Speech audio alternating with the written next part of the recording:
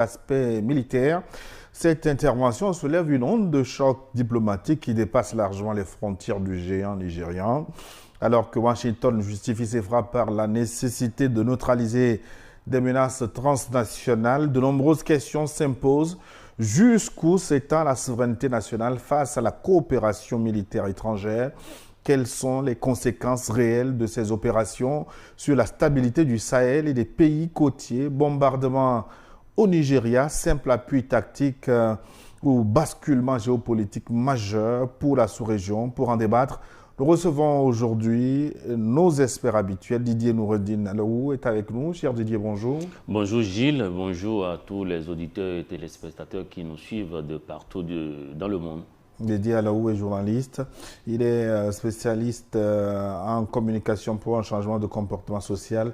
Il dirige également la structure Africa Développement, en abrégé Africa Dev. Dans sa compagnie, l'homme qui ne bouge pas, qui devient l'homme de Bamako. Sogoyou Kegewe, bonjour Son Excellence. Bonjour les téléspectateurs, les auditeurs et bonjour.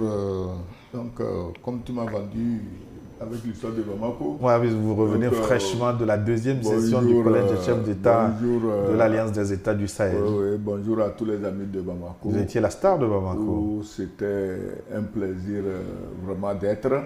J'espère qu'on aura un créneau pour en parler. Bien sûr. Donc voilà, sinon tout s'est bien passé, on s'en réjouit. Merci. Nigeria, qu'est-ce qui se joue derrière les bombardements américains? C'est le thème.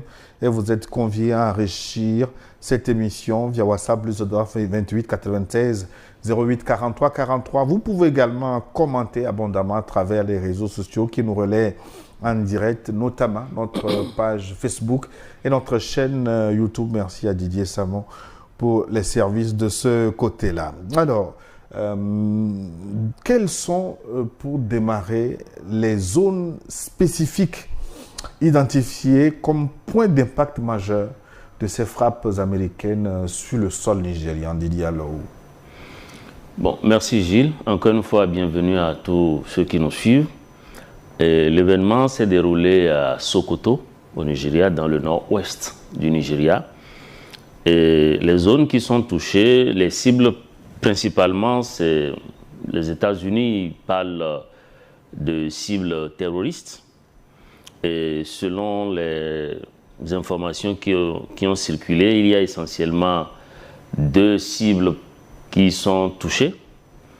Et à Sokoto, nous avons des frappes qui ont touché des zones habitées comme Jabo, par exemple.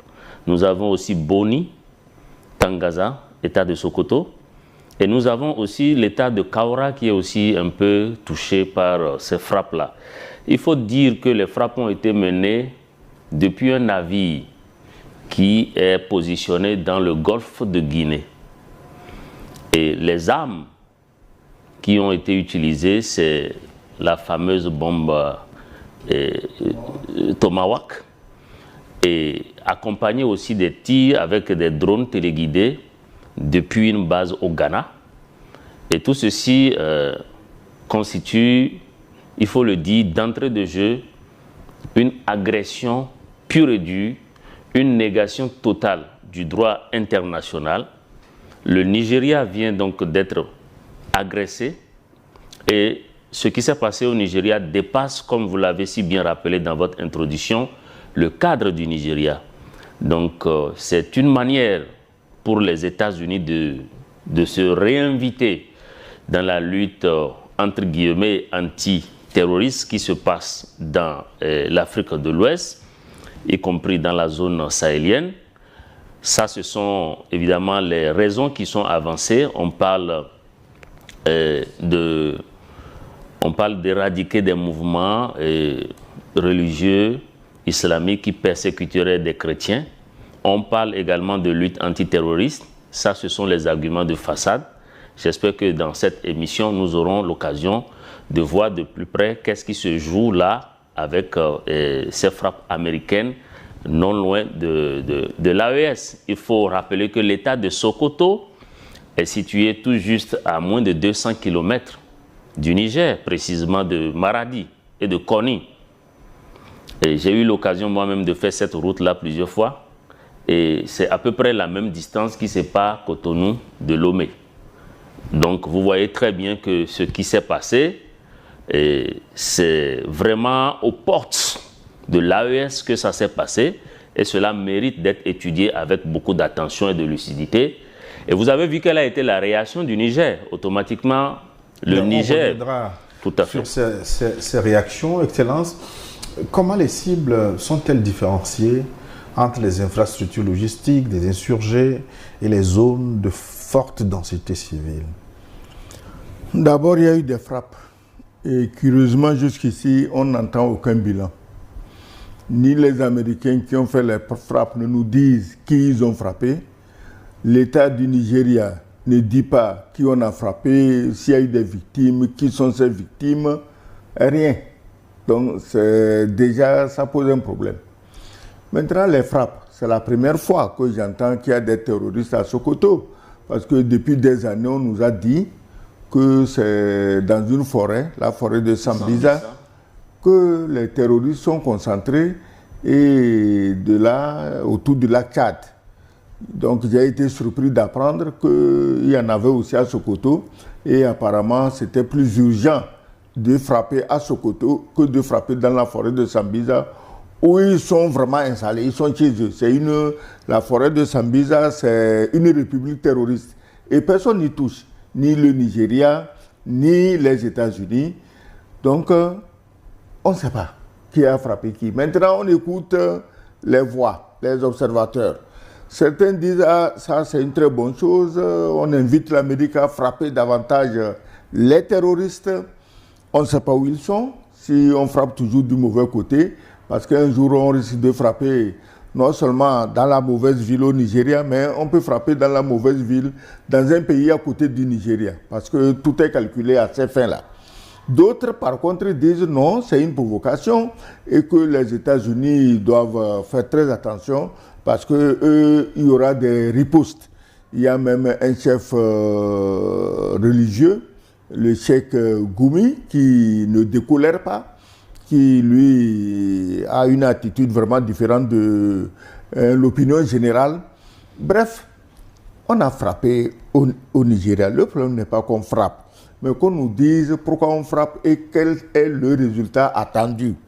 Parce que si de l'océan Atlantique, on peut frapper à Kano, ça doit faire au moins 1000 à 1500 km, hein, c'est loin. On peut faire un tel travail et tuer les terroristes, puisqu'ils bombardent pour tuer les terroristes. Si c'était aussi facile, je ne sais pas pourquoi des armées entières étaient venus occuper pratiquement de force les pays du Sahel, soit disant qu'ils luttent contre les terroristes, ils n'ont jamais tué une fourmi. Si vos missiles peuvent faire le travail, faites envoyer les missiles et les armées sur place vont vérifier et suivre ce qui se passe. Mais une question de fond avant d'aller plus loin. Oui. Si le Nigeria a la capacité de frapper des insurgés béninois à Cotonou, pourquoi n'ont-ils pas les moyens de frapper leurs terroristes à Sokoto plutôt que de passer la main aux Américains? Le Nigeria n'a frappé aucun insurgé béninois. C'est la France qui les a frappés. Nous tous, nous le savons. Le Nigeria n'a frappé personne. On l'a envoyé. C'est un garçon de course. Si tout de suite je dis sors me taper quelqu'un, quand on t'attrape, tu dis ah c'est Kegoué qui t'a envoyé. Donc c'est la France qui a frappé le Bénin. Des témoins auraient vu des avions nigérians survoler. Oui, l'avion nigérien. Est-ce qu'on n'a pas vu un avion nigérien bourré de technologie française en train d'espionner le Burkina Faso? C'est un avion nigérien. Pourquoi les Burkinabés étaient en colère? Parce qu'ils savent que en réalité ce n'est pas le Nigeria. Ils n'ont pas de problème avec le Nigeria. Que le Nigeria n'était que le bras armé d'une puissance maléfique qui veut tout pour elle seule et rien pour les autres tout autour de la planète. Donc, le Nigeria n'a frappé personne au Bénin. Il a endossé. Le lendemain, Tinubu s'est vanté d'avoir... pour lui, il croit qu'il a fait la démocratie. Lui-même, son pays n'a pas de démocratie. Mais il veut faire démocratie au Bénin. Donc, on laisse de côté le Bénin parce que ce qui s'est passé au Bénin est tel que le mieux, c'est qu'on n'en parle pas. Parce que le Bénin, c'est le seul pays, quand tu veux en parler, on attend de toi que tu mentes. et avant que ce ne soit accepté. Donc on ne peut pas nous balader dans les mensonges parce qu'il n'y a pas de frappe nigériane au Bénin, il y a les frappes françaises. Le fameux coup d'État, aujourd'hui, on sait très bien qui a concocté quoi. Le colonel Tigri, qu'on dit être avoir le don d'ubiquité. Il est au Togo à Lomé 2, il est au Burkina au palais de Kosiyam, il est au Niger dans le palais présidentiel. Tout ça, tout ce bordel-là. Je crois que sur une télévision sérieuse, on ne va pas revenir dans ce méli-mélo parce qu'on sait qui tire les ficelles pour faire plaisir à quelle bande de naïfs. Tu dis alors où on va questionner le cadre légal de ces frappes américaines sur le sol nigérien. Est-ce qu'il existe un accord formel, ce qu'on appelle généralement le Status of Forces Agreement, encadrant spécifiquement ces interventions aériennes sur le sol nigérien?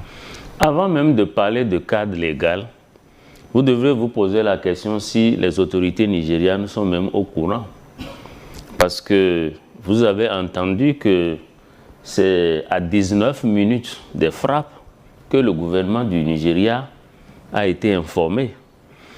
Ce qui s'est passé au Nigeria... Le ministre des Affaires étrangères dit avoir discuté au moins 2 fois avant ces frappes à Sokoto. D'accord. Si le ministre du Nigeria dit qu'il a discuté au moins 2 fois, comment vous expliquez alors la réaction du gouvernement du Nigeria qui a suivi? Parce que vous avez vu quand même qu'il y a eu plusieurs versions concernant ce fait. D'abord, la zone où il y a eu les frappes, cette zone n'est pas accessible aux observateurs indépendants. La zone est complètement quadrillée. Les journalistes indépendants n'ont pas pu avoir accès à cette zone. Ça, c'est d'abord la première chose. Les appareils qui ont été utilisés. Et le Nigeria, nous a-t-on appris dans le coup d'État manqué du Bénin qu'il avait des avions qui pouvaient opérer des frappes très précises. Ça, c'est le président Talon lui-même qui a dit que ce sont des avions qui ont permis de faire des frappes précises.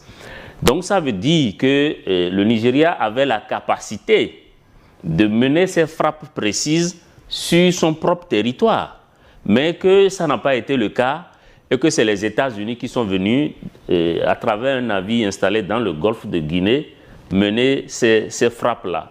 Je pense que cette histoire est une nouvelle invention. C'est une nouvelle invention qui est bourrée de mensonges et de tromperies et de duperies politiques. Et qu'il vous souvienne que depuis que l'Alliance des États du Sahel a commencé par produire des effets positifs en matière de lutte antiterroriste, en matière de réorganisation de la zone, en matière de diversification des partenaires. Et cela a conduit le Niger à demander le démantèlement de la base 201 des États-Unis installée à Agadez. Et cette base a été démantelée sur pression des populations du Niger et donc de l'AES et sur pression également du gouvernement du Niger. Donc ça a été carrément un repli ou une perte d'influence de la présence américaine et occidentale dans l'AES. Aujourd'hui, qu'on a laissé d'abord, vous avez vu quels sont les stratagèmes que les impérialistes ont utilisés pour aller contre cette AES. Ils ont tenté de soulever les populations en vain. Ils ont tenté de mener une pression accrue terroriste sur les populations, mais les États tiennent malgré tout et avancent. Ils ont mené des politiques d'asphyxie économique sur ces pays, mais ça n'a pas également marché. Donc il faut passer à une dimension supérieure, il faut passer à une dimension nouvelle. Et vous savez que les États-Unis, un jour, c'est pour des raisons démocratiques, pour établir la démocratie qu'ils frappent, et la nouvelle trouvaille, c'est la lutte antiterroriste. Et vous avez vu également que de tout le temps, les bombardements américains et occidentaux dans les pays n'ont jamais apporté aucune solution. On se rappelle de ce qui s'est passé en Afghanistan. Vous avez vu comment les États-Unis ont été chassés là-bas après une présence prolongée, soit disant pour établir la démocratie et travailler contre le terrorisme. On a vu le résultat. L'Irak est encore très frais dans les mémoires. C'est pour dire qu'en réalité, c'est des raisons qui sont totalement fallacieuses, qui ne tiennent absolument pas la route. Ce que veulent les États-Unis, en réalité, en faisant cette frappe, c'est encore pour mettre la pression sur les États de l'AES. Vous savez que le Niger, comme je l'ai rappelé tout à l'heure, est à 200 km du Nigeria. Oui, mais je vous laisserai démontrer cette argumentation. Oui. Le fait de voir derrière les frappes à Sokoto, l'AES, mais je voudrais demander à son Excellence ce que pense le Nigeria de ces frappes. Le pays n'a pas contesté. On a entendu le ministre des Affaires étrangères valider ces frappes. Ça veut dire qu'elles ont eu lieu à la demande du Nigeria. Mais soyez sérieux. Si c'est à la demande du Nigeria, ce que le ministre des Affaires étrangères même a dit est grave. Parce que ce n'est pas les ministres des Affaires étrangères qui décident de la guerre. Dans ça, on n'a jamais parlé du ministre de la Défense. On n'a jamais parlé du chef d'état-major. On n'a jamais parlé des militaires. Ni du chef de l'État lui-même. Ni du chef de l'État lui-même. Le ministre des Affaires étrangères décide de quoi? Il sait quoi de la guerre? Il sait quoi des bateaux qui sont dans le golfe de Guinée? Il sait quoi des missiles Tomahawk qui doivent être envoyés? Il sait quoi? Mais soyez sérieux, tout le monde sait que c'est du n'importe quoi. Une telle frappe aurait requis aussi la validation de l'Assemblée nationale et du Sénat. Est-ce qu'au Nigeria, d'ailleurs pas seulement au Nigeria, en général en Afrique, est-ce qu'à l'Assemblée nationale et au Sénat, est-ce qu'ils sont là pour qu'on demande leur avis? Tu décides, tu leur dis d'avaliser, ils avalisent. Quand on a frappé le Bénin, ce n'est pas le lendemain qu'on leur a demandé, ils ont dit oui, nous on est d'accord. Mais au moins c'est pour pas la ça. forme. Pourquoi Oui, ici aussi pour la forme, pour la forme, l'Amérique frappe. Et après, l'Assemblée nationale va valider, le Sénat va valider. On connaît le circuit, ce n'est pas nouveau. Parce que si le gouvernement nigérian était vraiment associé à l'affaire, si le gouvernement nigérian devait dire à l'Assemblée de voter, de décider ou au Sénat d'apprécier, mais on n'aurait jamais frappé parce qu'on dit qu'il y a parmi... il faut faire attention, au Nigeria, le problème c'est quoi? C'est que de hauts responsables, que ce soit au niveau du gouvernement, au niveau des États, de la fédération, au niveau disons, des armées, il y en a qui sont de connivence avec les terroristes. Donc si on va à l'Assemblée, on dit on veut bombarder, mais il y a à l'Assemblée certainement quelqu'un qui s'entend avec les terroristes, il va les avertir. Donc je crois que pour ces raisons, il faut une certaine discrétion, on a frappé. Ok, on est d'accord, parce que si on leur dit, ils vont s'éparpiller. C'est pourquoi j'ai dit, mais finalement, on a frappé qui? Il n'y a pas de bilan. On ne nous dit rien. On a frappé qui? Au Bénin, on sait à peu près qui est mort. Même si on ne l'annonce pas. Parce que c'est le maître qui a décidé. Quand le maître décide, les valets meurent, on ne doit pas en parler. Ce n'est pas important. Oui, mais à l'origine de cette frappe, il faut se souvenir quand même des déclarations de Donald Trump qui estime utile d'aller tuer des, entre guillemets, musulmans qui martyrisent les chrétiens. Bon, c'est ce qui a circulé sur la toile. Comment jugez-vous même cet argument pour aller frapper ailleurs? Est-ce que les États-Unis sont un État religieux pour aller défendre des chrétiens dans un autre pays, des chrétiens exténués par les musulmans? Est-ce que ce n'est pas excessivement grave, cette prise de position? C'est du banditisme et de la voyoucratie d'État. Les chrétiens du Nigeria ne sont pas sous l'autorité de Donald Trump ni des États-Unis. Il y a un gouvernement au Nigeria.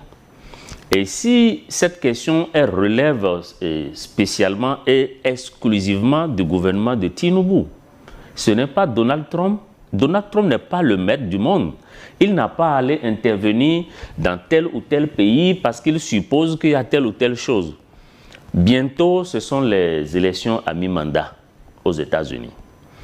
Et Donald Trump, à travers cet enfumage, il compte convaincre son électorat, qui essentiellement est chrétien, qu'il est en train de voler au secours des chrétiens qui seraient persécutés en Afrique et précisément au Nigeria. C'est des arguments de campagne. Vous savez que c'est classique. Ils sont comme ça, c'est Elles sont comme ça, ces grandes puissances-là. Ça dit que l'Afrique est un théâtre pour eux. Quand il y a élection chez eux, ils cherchent à mener des actions en Afrique et dans d'autres côtés, d'autres continents, pour se faire passer pour le bon leader. Et puis Tinubu, lui aussi, en début 2027, ce sera les élections présidentielles. Donc lui aussi, il cherche à tirer avantage de cette histoire. Mais la réalité, c'est que ou Tinubu est complice de cette agression de son propre pays, ou alors il est pris en otage aussi. Ou alors il ne contrôle absolument rien du tout. C'est l'un ou c'est l'autre. Donc c'est pour vous dire qu'en réalité, Donald Trump, ce qu'il est en train de faire, ça n'a absolument rien à voir avec les chrétiens, l'intérêt des chrétiens au Nigeria. Mais pourquoi tente-t-il d'argumenter, Excellence? En Ukraine, des populations sont bombardées. Les Gazaouis sont exterminés. En Somalie, on tue. En RDC, l'histoire des chrétiens à protéger est une farce. C'est des histoires. Pourquoi c'est une farce? Alors nous parlons, n'eût été la Chine et la Russie, Trump serait en train de bombarder le Venezuela. Le Venezuela est un pays chrétien. Dis-moi pourquoi il est bombardé. Parce qu'il dit que le pétrole du Venezuela lui appartient à lui, Trump.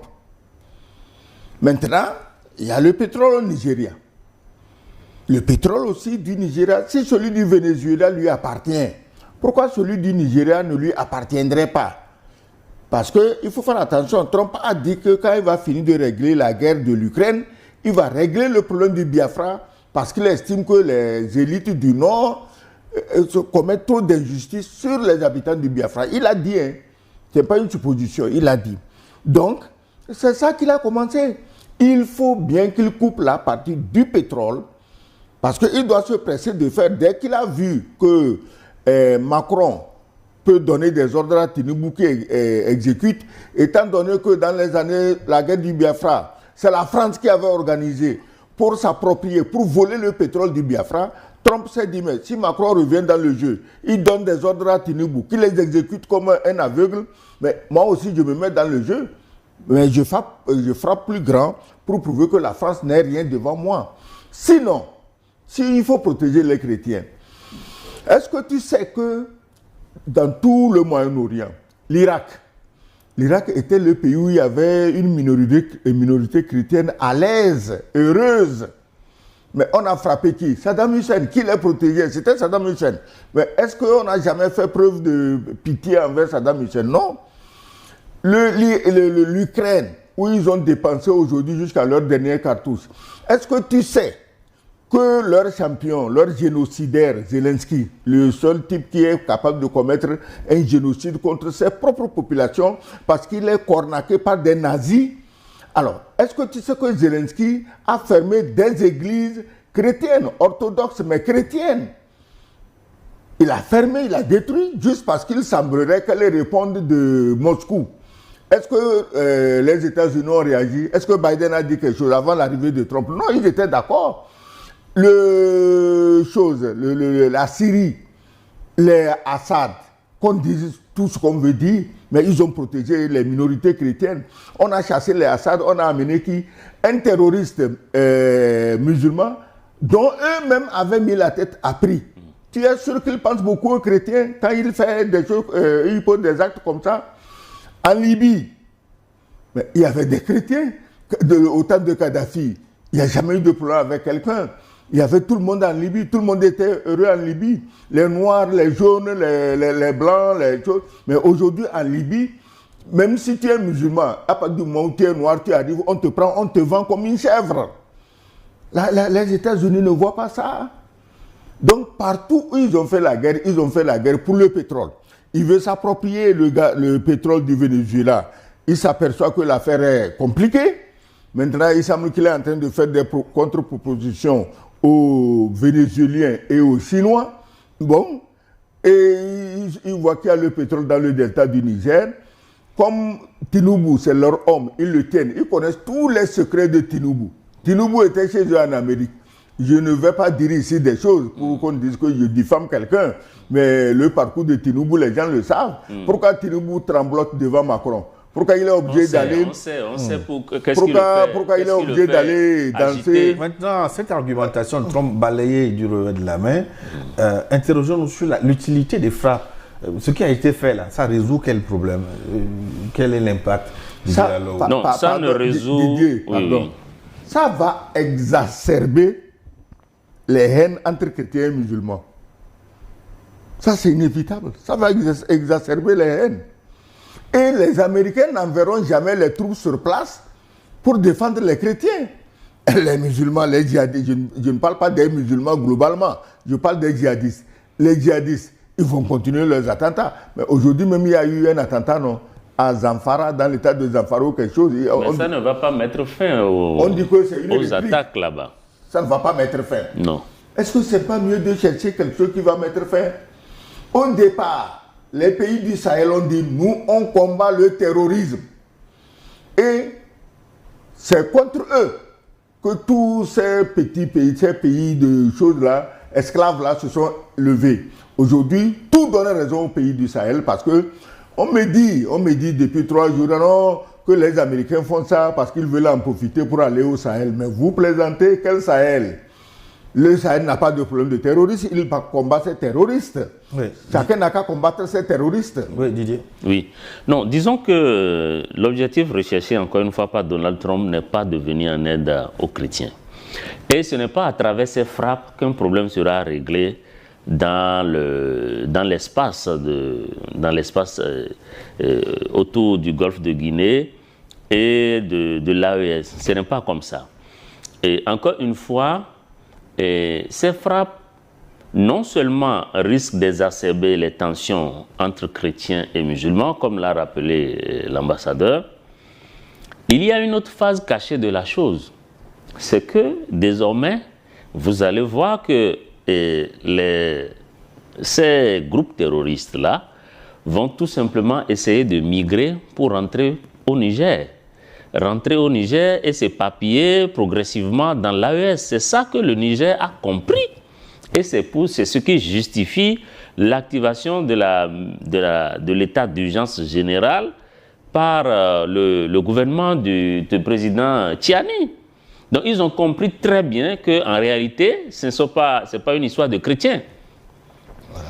Et c'est pour ça que, éventuellement, effectivement, ce message, c'est-à-dire que le Niger n'a pas commenté, mais le Niger a tout simplement activé sa mesure d'urgence générale. C'est pour dire, nous avons compris ce que vous êtes en train de faire et nous sommes préparés. Nous voyons clair dans ce que vous faites et nous prenons nos dispositions. C'est comme tel qu'il faut comprendre l'attitude du Niger dans cette affaire. Bon, le terrorisme. Est-ce que vous avez vu tout l'armada qui a été déployé au Mali pendant 10 ans? Est-ce que ça a réglé le problème du terrorisme? Pourquoi les Américains n'avaient pas frappé les positions terroristes de cette façon au Mali alors qu'ils avaient la main sur le terrain? Oui, mais ils avaient la main sur le terrain, ils étaient au sol. Donc ils profitaient justement pour faire ce qu'ils ont à faire à travers donc, ce mandat qu'ils ont eu de l'OTAN. Et du moins des Nations Unies, avec la France en tête de peloton et toutes les armées otaniennes qui se sont installées à Bamako. Vous avez vu quel a été le résultat? Bien au contraire, le terrorisme s'est propagé progressivement jusqu'au Bénin. Donc leur objectif, en fait, les gens ne comprennent pas que les terroristes et les impérialistes, c'est des partenaires. Voilà. C'est des amis, c'est des collègues de travail. Ce ne sont pas des ennemis. Quand vous entendez qu'eux, ils frappent les États-Unis ou la France ou l'OTAN frappe une zone, ce n'est pas pour tuer les terroristes. Au contraire, c'est pour les armer et les envoyer continuer à détruire tel ou tel pays. Et c'est encore ce qui vient de se passer là au Nigeria. C'est pour mettre une pression sécuritaire complémentaire sur le Niger et donc sur l'AES. Parce que quand, d'abord, la zone est quadrillée, les journalistes indépendants n'ont pas accès à la zone. Et en plus, il y a un flou total qui a entouré l'opération. Personne ne sait qui a fait quoi. le nombre de missiles exactement. Personne ne connaît le bilan aujourd'hui de ces attaques, de cette frappe américaine sur le Nigeria. Donc, ces arguments-là, il faut que les Africains comprennent et savent lire entre les lignes. Donc, c'est pour mettre une pression supplémentaire. Et quand il y a ces genres de frappes-là, la conséquence, c'est quoi? C'est tout simplement la dispersion. Les gens vont essayer de rentrer. En tout état de cause, généralement, n'occupent pas de vastes espaces. Oui. C'est plutôt une guerre asymétrique. Est-ce que ces bombes à grande échelle, enfin ces bombardements peuvent résoudre un tel problème? À vue d'œil... Tout le monde sait que les terroristes, Al-Qaïda, État islamique, tout ce que tu veux, tout le monde sait que c'est les Américains qui les ont créés. Il y a des documents, hein. Hillary Clinton, Barack Obama. Barack Obama était la plus grande erreur des Africains. Ils ont dansé un noir est président, un noir est président. Mais on l'a mis parce qu'on sait qu'il fera plus méchant que les Blancs. C'est pourquoi on l'a mis. Donc, un noir est président, voilà ce qu'il a fait. Donc, les Américains, comme il a dit, ils n'ont rien contre les terroristes tant que ce n'est pas chez eux que ça frappe. Les Occidentaux, tous ceux qui étaient venus avec des militaires en camping, en tourisme dans le Sahel pendant plus de 10 ans, ils n'ont jamais tué un terroriste. Le seul fait d'armes qu'on retient des Français au Mali, c'est d'avoir tué et canardé un convoi de mariés. Alors, tu t'imagines, on dit que les terroristes ont envahi un pays et de tous ces terroristes, on a tué comme convoi de mariés. Donc, ce qu'il a dit, il a raison, c'est des partenaires d'affaires. Bon, vous les terroristes, vous effrayez ces pauvres nègres, ils seront obligés de venir à nous, demander notre secours, nous on va faire semblant de les secourir et on prend leur richesse. Parce que nous, depuis la nuit des temps, on ne mange que gratuitement sur le dos des Noirs. Mais le plus grave, c'est qu'il y a des Noirs qui sont d'accord avec cette stratégie. Et ces Noirs, ils se disent présidents, ils se disent ministres, ils se disent ceci, ils se disent même chefs religieux. Ils sont d'accord qu'on continue d'asservir le Noir pour toujours. Donc, il n'y a pas...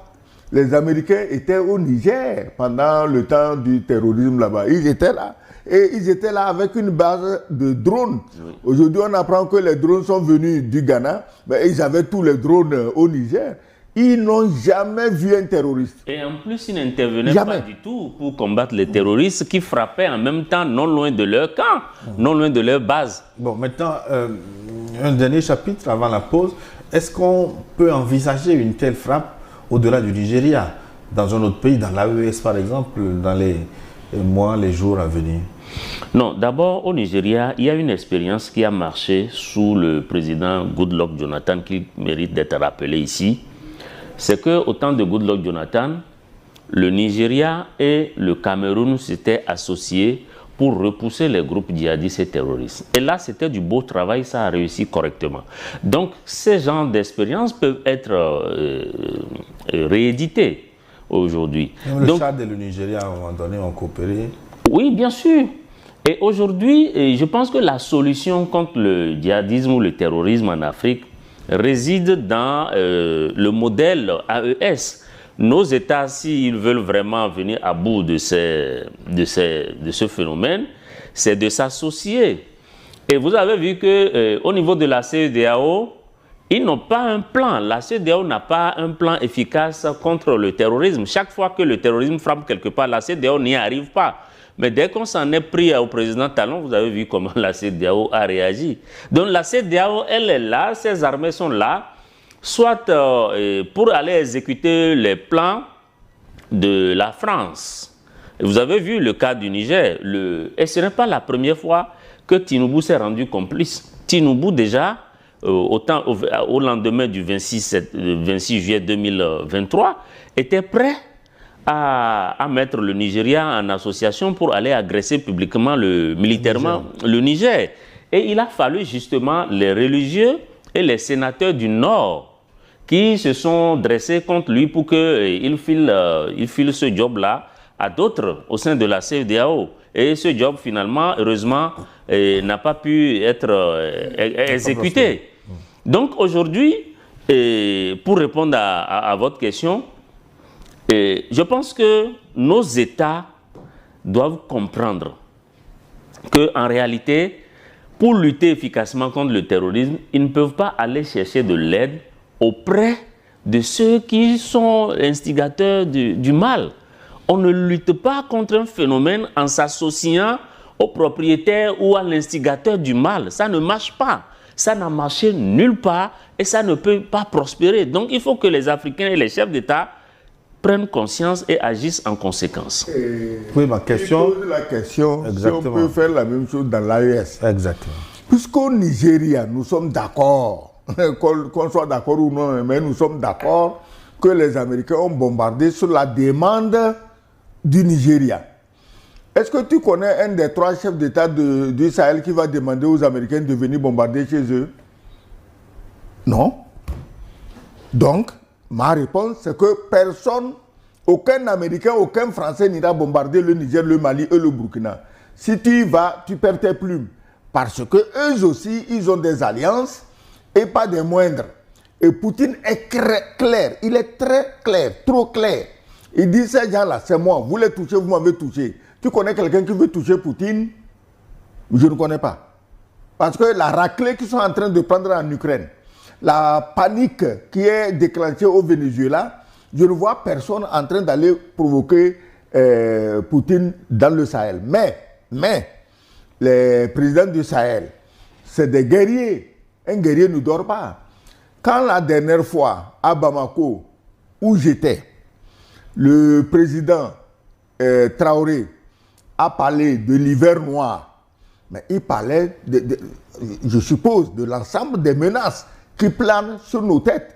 Mais la bêtise de nous les Noirs, la bêtise de ce machin que vous appelez la CEDEAO, c'est de croire qu'on peut attaquer les pays du Sahel et eux, ils vont s'en sortir. Même où je suis, moi je vous dis quelque chose. Personne n'a intérêt à souhaiter qu'il y ait du désordre au Nigeria. Le Nigeria est où? Si aujourd'hui il y a le désordre au Nigeria, vous croyez que le Bénin, le Togo jusqu'au Ghana, vous croyez qu'ils sont tranquilles? Le Ghana, d'où les missiles, les drones partent là. Ils croient qu'ils sont à l'abri?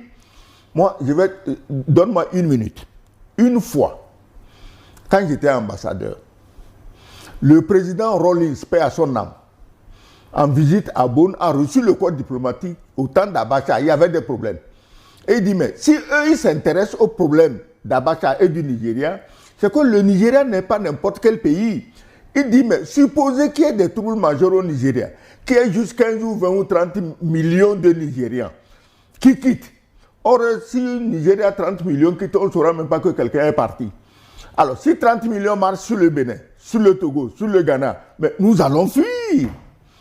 Donc, personne ne doit croire en Afrique de l'Ouest ici qu'il va semer la pagaille chez les autres et lui, il est à l'abri. Comment on peut être aussi bête et être dirigeant, et être président ou être ministre ou être ambassadeur? Ce n'est pas possible. Ils n'ont rien compris. Les Français sont là où ils sont, mais la guerre en Ukraine, ils crient tous les jours, ah, ça nous touche. Pourquoi les Africains ne peuvent pas s'inspirer de ça?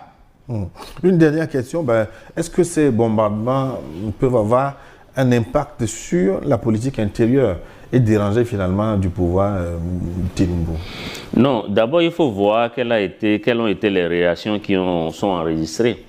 Il y a eu beaucoup de réactions et ces réactions sont diversement partagées. Il y a ceux qui sont pour et déjà au Nigeria, il y a des voix qui émergent, qui demandent que les produits ou le partenariat entre les États-Unis et le Nigeria soit tout simplement revu. Les gens voient désormais cette intervention comme une agression de la souveraineté du Nigeria. Et ça, nul ne peut le nier, même si Tinubu essaye de masquer à travers son ministre des Affaires étrangères pour montrer que c'est eux qui sont demandeurs, qu'ils se sont associés. Beaucoup d'observateurs au Nigeria voient ça clairement comme une agression et beaucoup de médias racontent également que le Nigeria, les forces du Nigeria n'ont pas été associées à cette opération. Donc, si réellement c'était une volonté du gouvernement du Nigeria, vous allez voir que les deux armées vont s'associer pour faire le travail. Or, ce n'est pas ce qui a été fait. Un autre fait, c'est l'avion nigérien qui a été stoppé au Burkina Faso. Vous avez appris, comme moi également, que c'est un avion qui fait du renseignement militaire. Qui est-ce qui a intérêt à faire du renseignement militaire dans l'AES? Est-ce que c'est le Nigeria ou le gouvernement de Tinubu? Pas du tout. C'est les Occidentaux, c'est les Américains, c'est les impérialistes qui, effectivement... Donc, je pense que ce qui s'est passé au Nigeria prouve à suffisance que Tinubu est entré dans une nouvelle phase, dans une nouvelle dimension de mercenariat et d'agression donc de notre zone. Il est entré dans une nouvelle phase de son partenariat mesquin avec les Occidentaux. Et il a été même complice jusqu'à ce qu'on agresse son propre territoire. Et ce qui est recherché ici, ce n'est pas seulement le Nigeria, c'est l'AES qui est visé ici. Parce que n'oubliez pas que les États-Unis ont toujours considéré les richesses du sous-sol africain, et notamment de l'AES, comme étant leur propre réserve à eux. Ça a été manifesté à travers les comportements de plusieurs dirigeants, depuis Bush. Même les déclarations. Les déclarations. Les déclarations. Donc, pour eux, les réserves